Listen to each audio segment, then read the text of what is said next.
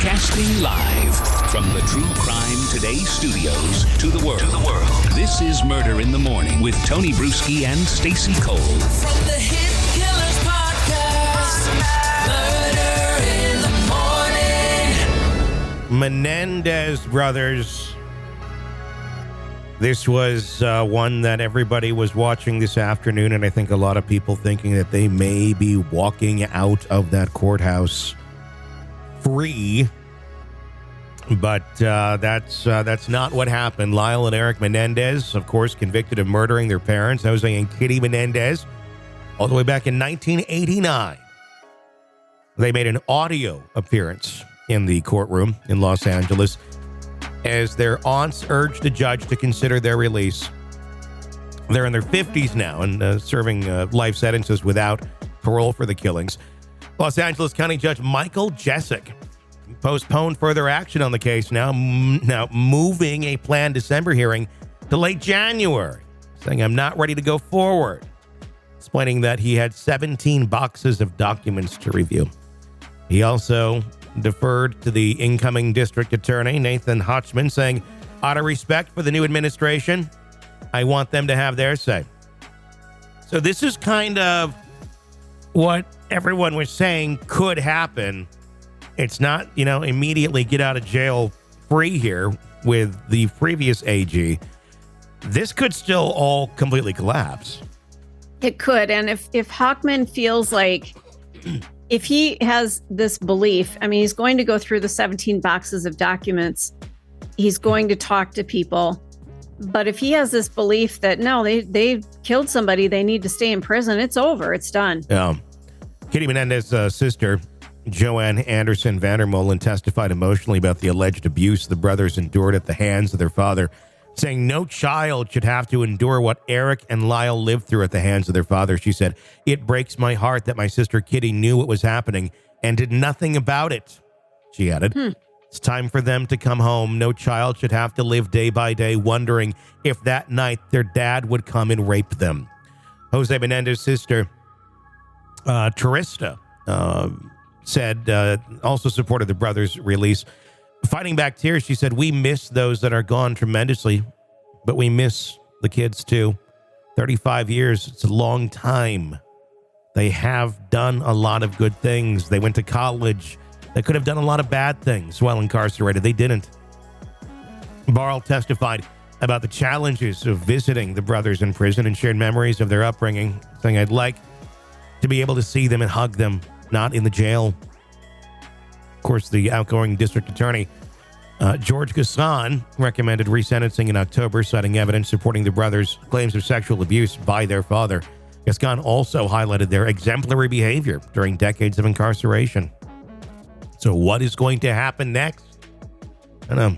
So kind of choose your own adventure here and see what page we land on at the end of the day. For a few minutes, I thought maybe with the testimony, because his aunt that got up and talked, or it must have been like very old lady. Like they couldn't even get her to the stand, and they ended up just setting her at a desk because she just couldn't move very well. Yeah. This is just such an emotional thing. They've served their time. I saw some comments online under one of the stories that I was looking up, and people are saying, "Oh, they're violent murderers." They were kids. And it sounds like they were abused. I would be hard pressed to find somebody in a situation, if that's what's really going on, that they're being absolutely assaulted over and over again by their own parent, that you wouldn't snap and lose your shit. And then they weren't allowed to even argue that in the trial that put them away for life. The very motive, the very main point, the judge said, "Nope, that didn't work very well last time, so you're not allowed to do it this time."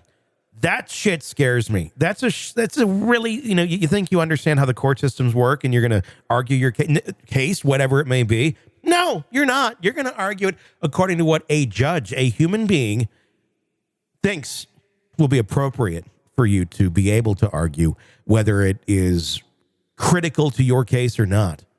That does not seem like a very great system to me, quite honestly. You should be able to argue anything you'd like, and it's bullshit, it's bullshit. But you can't not allow people to tell the story of what the hell happened that got them from point A to point B. Yeah, I agree. This is just a really sad case. We've got some evidence that some things were going on. We've got somebody else outside of the family, a member of Menudo, saying, "Hey, this dude was horrible. He did something to me." Yeah. Why? 30 years ago, we didn't listen to boys or men as sexual assault victims, but you can be certain that absolutely happened to men all the time. Yeah. But they just weren't allowed to talk about it. Probably not in today's world either, but we're a little more compassionate. One would hope. I think they're renewed. I don't think they're going to, take a rifle and go shoot up a neighborhood or a school or something. I think these are reformed people. I think there was an interesting clip on Bill Maher the other night where at the end of every season he does future headlines. Yes. And one of the future headlines was, oh, no. Yeah. Lyle and Erik Menendez to be featured on Dancing with the Stars. And I could see that, quite honestly. I think that could actually be a real headline in the future. I just hope they get there. If Hochman supports the resentencing, the new DA, then it's still not done. There's more hoops of fire that they have to run through. The brothers could be then eligible for parole, in which it goes to the hands of California's parole board. And ultimately, Governor Gavin Newsom. And Newsom so far has stated that he will wait for Hochman's recommendation before making any decision on clemency. Now, that could be the way out. So if the new AG says no, but Newsom thinks you're wrong, he could free the boys. Be interesting to see what happens. I think they deserve a shot. I do too. I think any other case, if this were to happen today and we heard the full details, these boys would not be in prison. There's an element of Gypsy Rose to this too. Look at that case. She went away for a little while. The boyfriend's there for life, which I think is bullshit. But you can't go murder people, but I think they have, they've spent their time after enduring that kind of abuse for all those years. Yeah. There was another remedy to the situation. They could have gone to the authorities, but at the time they did what they thought was best. It wasn't best. They've served their time. But it's time to go. But could they have really gone to the authorities? Because I don't think so. I think they knew if they had gone to the authorities, Jose was connected with fucking everybody.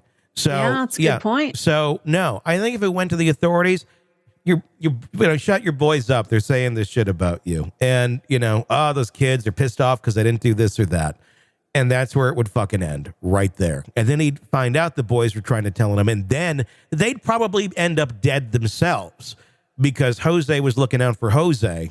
And if it got to the point of his fucking secrets coming out, or his kids being alive, I think he's going to go after, taking the kids out to protect himself. That's a good point. They had Diddy money back then. Yeah. So, in theory, could they have gone? Sure. Would it have gone anywhere? No. Especially back then. It's only like recently we're kind of taking this shit seriously. Right. It's fucked up. It seems obvious. It seems like, yeah, that would be the solution. But not so much back then, Just not so much. You're neck deep in a dark, twisted tale.